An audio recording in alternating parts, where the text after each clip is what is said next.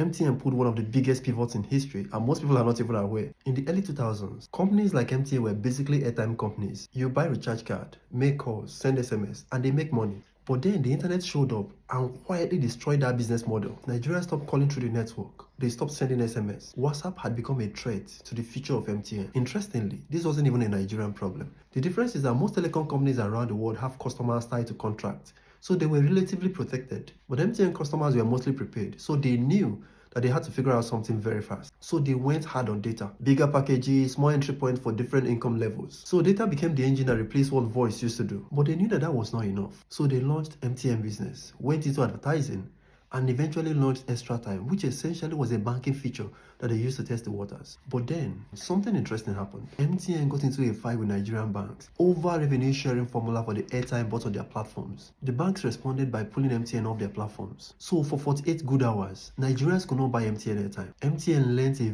very hard lesson, and by 2022, they launched Momo.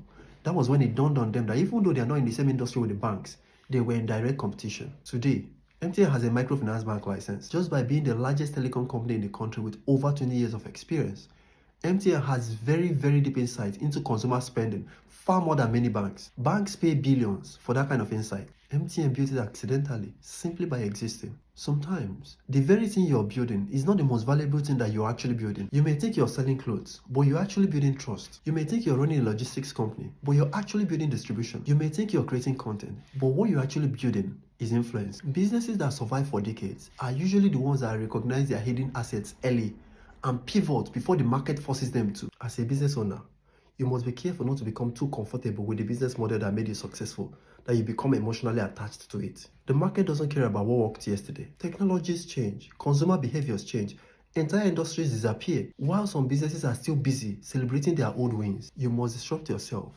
before somebody else does it for you.